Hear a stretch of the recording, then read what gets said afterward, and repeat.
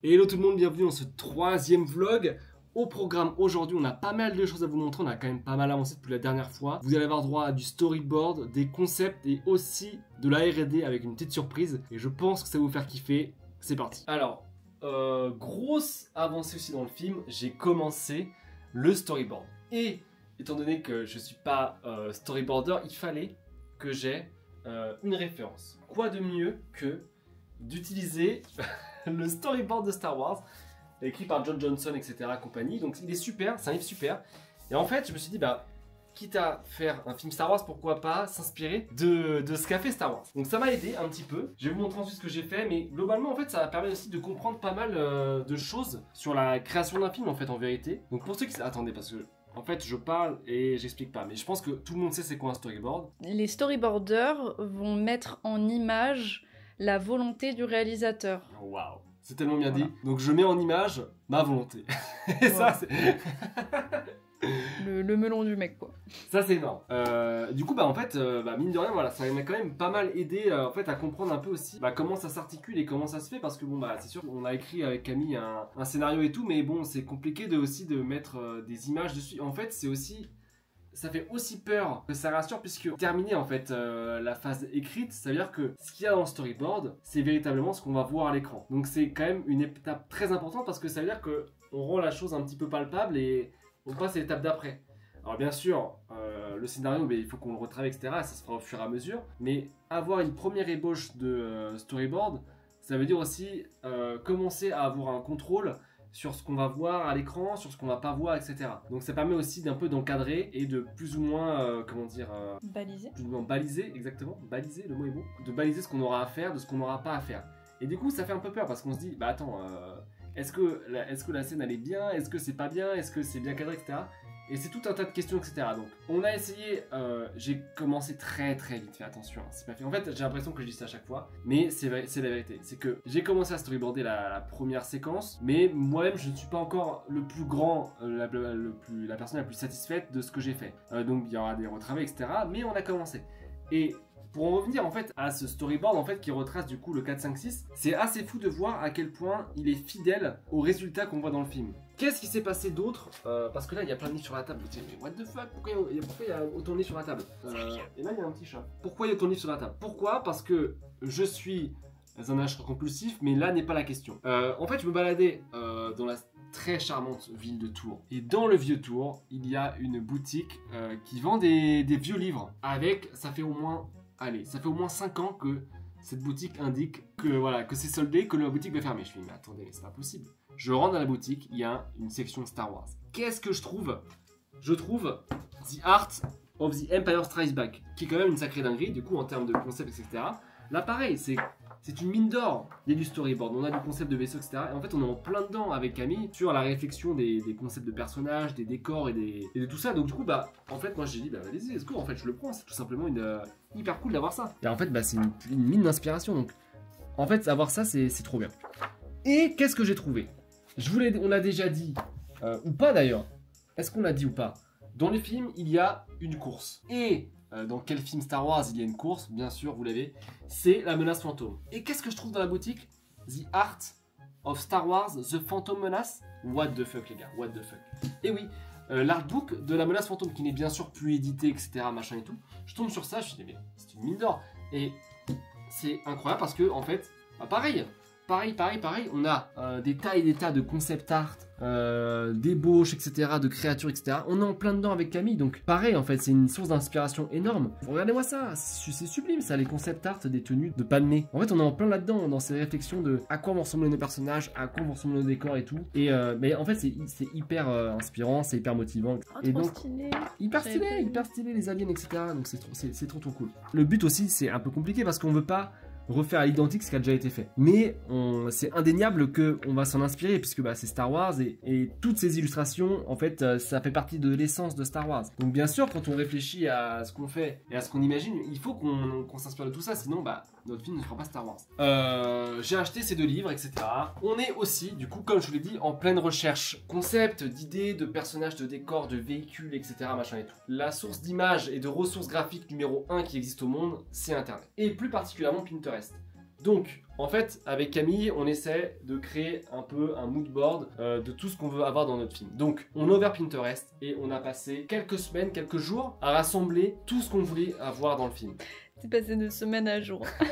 On a passé des semaines, on a des passé jours. 1 heure en fait. Non, c'est faux, c'est faux en plus. C'est faux. On a passé quand même pas mal de jours à en fait dire ça on aime bien, ça on aime bien, etc. Et en fait à créer un espèce de tableau Pinterest assez énorme et gargantuesque. Il y avait combien de photos? Oh, il y en avait de des, références. je sais pas, il y avait plus d'une centaine d'images qu'on voulait avoir. Et donc avec ces images, bah, il fallait les organiser, les trier, les répartir pour qu'on dise ok ça on aime bien, ça on aime pas, ça on veut faire, ça on reprend tel quel parce qu'on aime bien, ça on prend, on améliore, etc. machin et tout. En découle cet énorme tableau. Donc ça c'est un Miro. En fait ce Miro il rassemble toutes nos références. Donc on a des références de mood board d'environnement. Donc en fait voilà, bon, ça rappelle évidemment Tatooine, mais ne vous inquiétez pas. Donc il y a plein de choses, etc. Donc il y a du Star Wars, il y a aussi autre chose que du Star Wars. Là on a un concept art de Mandalorian, on a un concept art de Jedi Survivor, mais on a aussi des illustrations hyper belles d'artistes indépendants qui font des super belles choses et qui sont une inspiration énorme. Regardez-moi comment c'est beau là, ces structures rocheuses avec cette espèce de dégradé de lumière, du rouge au bleu et tout, c'est sublime. Et ça on le veut dans notre film, donc on le met dans notre board. Mais spoiler alerte, ce sera pas sur Tatooine, assurez-vous. Et du coup bah voilà, on a même des concept art originaux de Ralph McQuarrie qui sont bien sûr magnifiques. Et voilà, donc on a tout un tas de choses, on a même des images de Galaxy Edge, etc. On a aussi du coup des premiers rassemblements de concepts pour les speeders, des choses qu'on aime bien, qu'on aimerait avoir. On a des droïdes, on a les méchants. Et on a aussi une galerie de personnages énorme, d'aliens, de créatures qui vont peupler notre monde en fait, peupler notre film. Et on a bien sûr des références qui nous aident à savoir un petit peu... ça c'est plus des images un peu globales qui nous donnent un peu des feelings d'expression de personnages qu'on voudrait avoir, et des espèces de mood un petit peu de quelle tête ils pourraient faire, etc. Aussi des gabarits de taille et tout. Donc là c'est un peu un fourre-tout. Bah bien sûr, tout ça c'est des images qu'on a récupérées, qui nous aiment bien, qu'on aime bien je veux dire. Les images.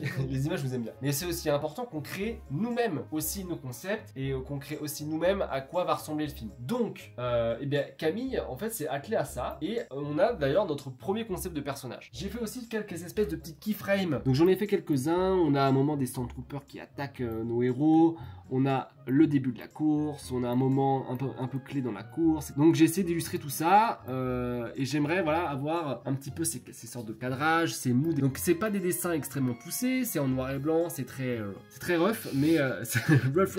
Mark for me. C'est très rough, mais voilà, ça nous inspire. Et en fait, comme on sait où est-ce qu'on va avec Camille, on se dit qu'on n'a pas besoin de pousser le concept art le plus loin possible parce que juste cette image, ça nous aide à nous imaginer un petit peu où est-ce qu'on veut aller.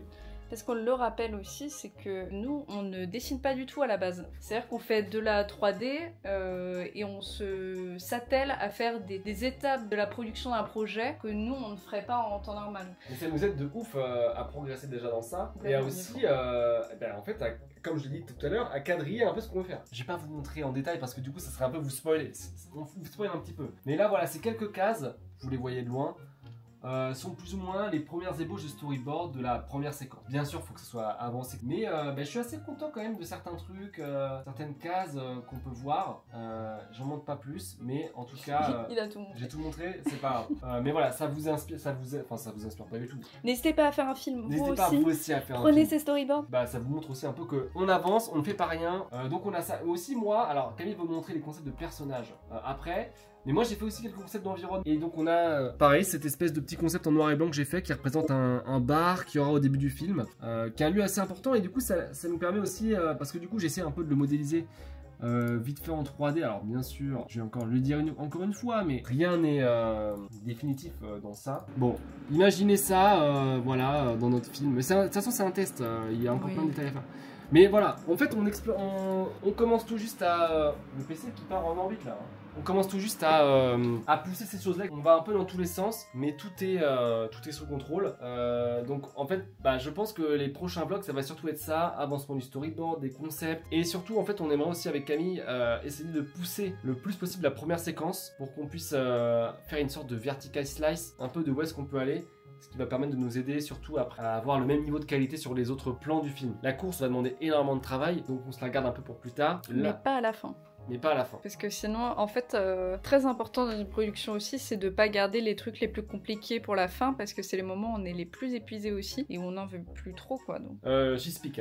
Parce qu'on l'a pas dit, mais Camille travaille... On l'a dit. On l'a dit. Camille travaille dans la production, donc tous ces trucs-là de planning et d'efforts, etc. au sein d'une équipe, elle maîtrise. Donc heureusement qu'elle est là. Donc voilà, les prochains vlogs seront surtout orientés autour de ça. Et maintenant, c'est à Camille de vous présenter ce qu'elle a fait. Oh là là. Voilà, et là on a Saria qui bien sûr a contribué au film à son échelle. C'est faux. C'est bien sûr évidemment faux.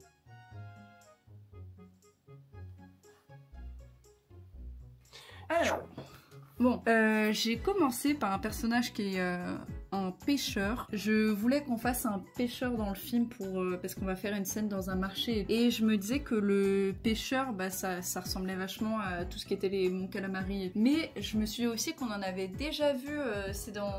The Mandalorian. Dans The Mandalorian. Et il était beaucoup trop stylé. Au moment où j'ai eu l'idée, j'avais pas tilté que ça avait été fait dans Mandalorian. La honte, hein. La honte d'avoir oublié. Hein.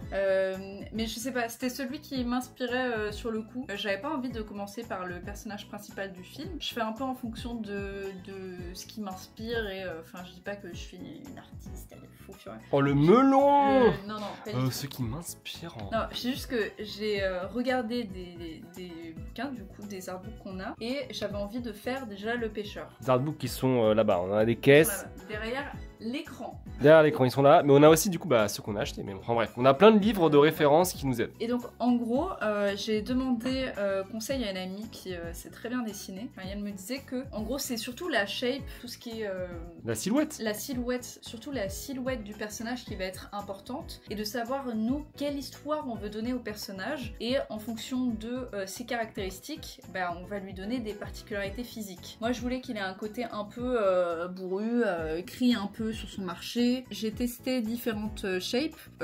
C'était plus un personnage un peu bedonnant comme ça que je voulais, et un côté un peu gueulard que je voulais. Je voulais quand même que ça se rapproche d'un Mon Calamari. Ça, Thomas, il a pas du tout aimé.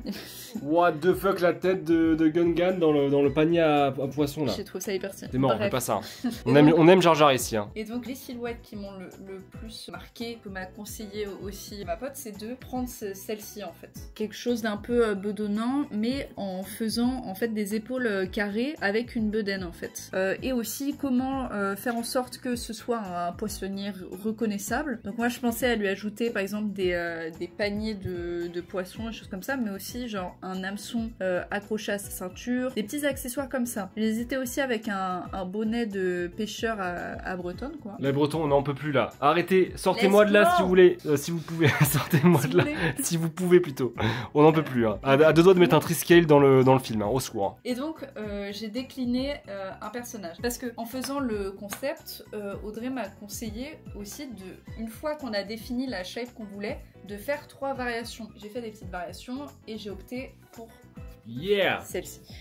Donc grosso modo c'est cette shape là qu'on a conservé, et ensuite il y a eu des tests de fait sur ses accessoires, sur son tablier. Ici c'est pas la même chose, des petits accessoires à lui rajouter, par exemple une boucle de ceinture, des bottes. Je voulais aussi qu'il ait des poils sur les bras, un type comme les crustacés, et donc ça c'est vraiment ses expressions du visage, donc bouche fermée, bouche ouverte. Le problème qu'on avait, c'est que Camille l'a représenté avec une bouche ouverte, et moi j'étais là, le mec chie en mode oui mais du coup on sait pas quelle tête il a quand il ferme la bouche, il faut que ça se fasse penser à Mon Calamari. Donc j'ai demandé est-ce que tu peux le dessiner la bouche fermée de profil pour qu'on s'en me rende mieux compte. Et bam. Et du coup il ressemble un peu à Quarry, le Mon Calamari qu'il y a dans Star Wars Rebels. Je voulais vraiment qu'il ait ses dents qui ressortent, enfin qu'il ait un côté un peu benet gueulard, et au-dessus de sa tête, moi j'imagine bien ici que ce soit un peu des sortes de mollusques. Comme dans Pirates des Caraïbes quoi. Ouais, enfin je dis pas que je fais un truc hyper stylé comme Pirates des Caraïbes. Un design donc avec des mollusques et tenue qui fait penser à un pêcheur. Stylé. Et donc il y a eu des tests aussi de colo qui ont été faits, donc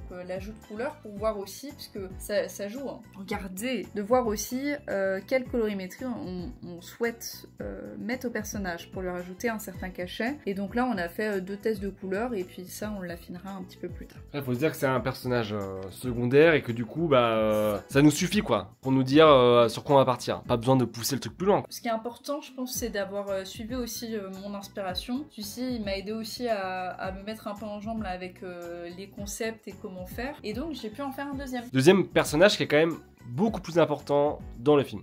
Attention, là, c'est un spoil. Énorme spoil, attention les gars. Voici la grande méchante du film, Ozma la double.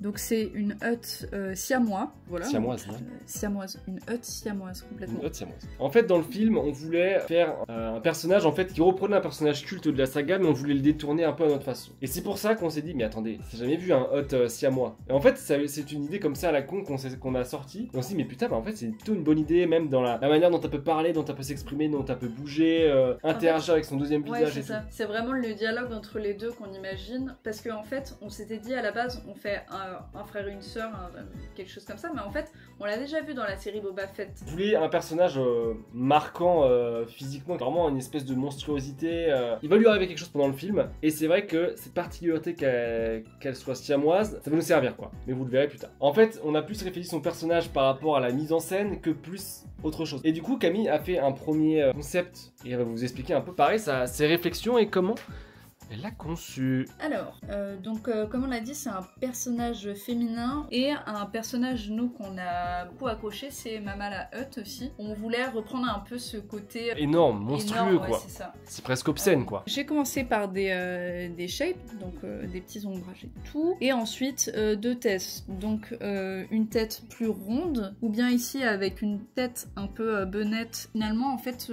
Thomas a aussi fait un concept. Oui, tout à fait. Je vais vous le montrer, attention. Transition. Moi j'avais fait celui-ci là. Moi j'avais fait celle-là là.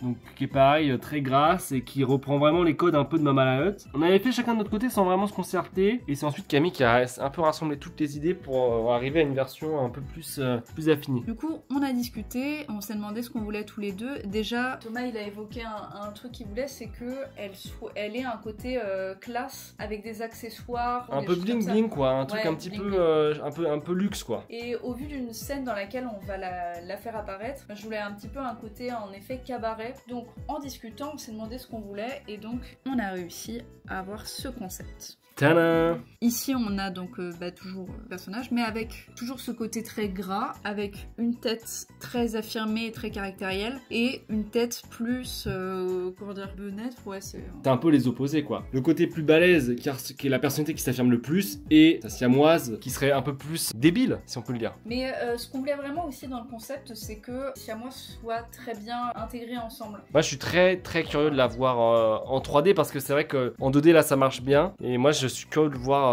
comment ça va rendre en 3D. C'est un peu le cas pour tous nos personnages. La voir en volume, ça va aussi nous aider, ou peut-être aussi à ajuster certaines choses. Mais en tout cas, en 2D, moi je trouve ça hyper cool. Mais en effet, dès qu'on l'aura en 3D, parce que là c'est quand même pour se donner une idée globale du personnage, mais en effet en la mettant en volume, on va aussi être confronté à des problèmes, des choses qui vont moins bien marcher, donc on va pas hésiter aussi à enlever, à modifier, à rajouter des choses, donc on verra.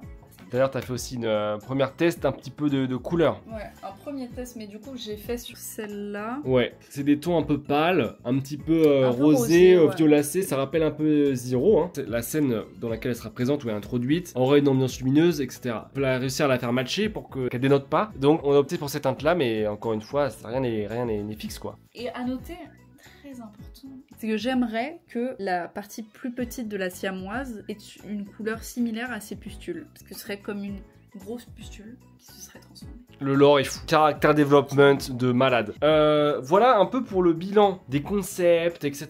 De tout un peu ce qu'on a produit. Maintenant les gars, on passe à la partie R&D et ça va être une dinguerie. C'est parti. J'ai dans les mains une Hot Toys magnifique de Ahsoka Tano. Et pourquoi j'ai ça? Je vais vous expliquer. Dans le film, vous le savez, on a une scène de course. Qui dit course dit gradin avec énormément de personnages. Vous l'avez vu précédemment, Camille commence à faire des concepts de personnages, de caractères, design. Et malheureusement, pour une foule qui est dans un gradin, on ne peut pas se permettre de faire un concept art pour chaque personnage qu'il y aura dans la foule. Ce serait de la folie, ce serait aussi une perte de temps énorme, même si ce serait extrêmement stylé.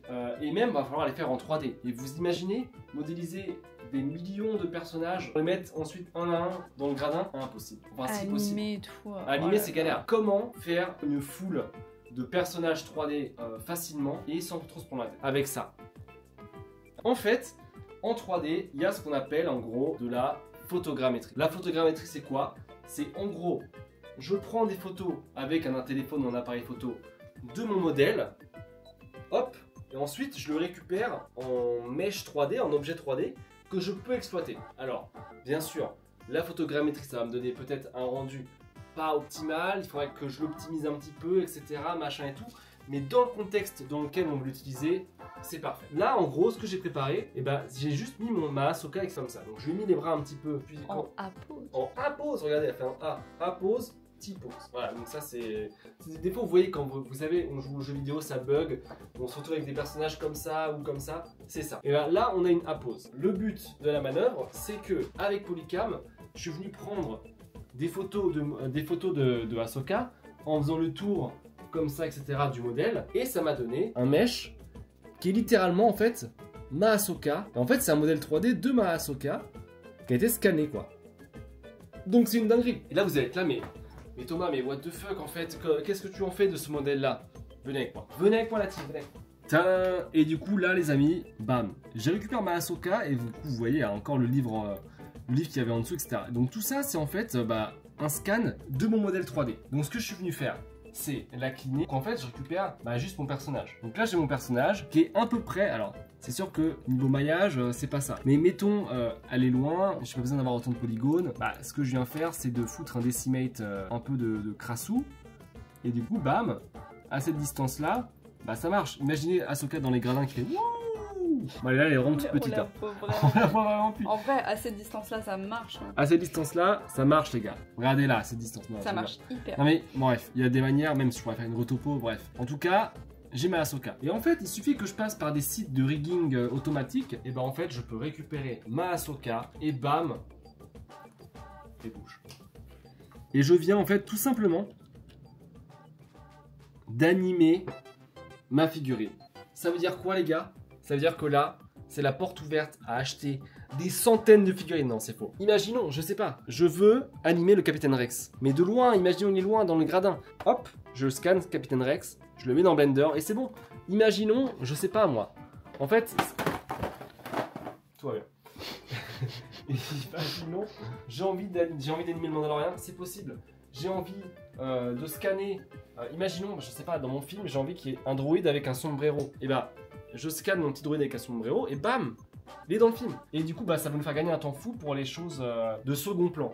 C'est pas une méthode traditionnelle qui se fait normalement dans les films 3D, dans les processus de création 3D, c'est pas quelque chose qui se fait. C'est un peu anti-conventionnel ce qu'on fait. Mais c'est une solution comme une autre et je me dis pourquoi pas en fait. Ce qu'on fera peut-être dans un futur vlog, c'est aller chiner un petit peu des figurines d'aliens Star Wars, les scanner et les foutre dans notre décor potentiellement pour plus tard. Le principal, c'est que ça marche. Le principal, c'est que ça marche, exactement. En vrai, en fait, t'es surtout limité à ce que t'as en figurine ou en truc à scanner, quoi. Donc, c'est une approche un petit peu bizarre, mais je me dis pourquoi pas, ça marche. On va pouvoir peupler un petit peu au loin, même dans la scène du marché, du début du film. Ça nous ouvre quand même pas mal de possibilités. Je vous dis, dans tous les cas, à bientôt pour le prochain vlog. Voilà, vous verrez l'avancée du film. Ciao tout le monde.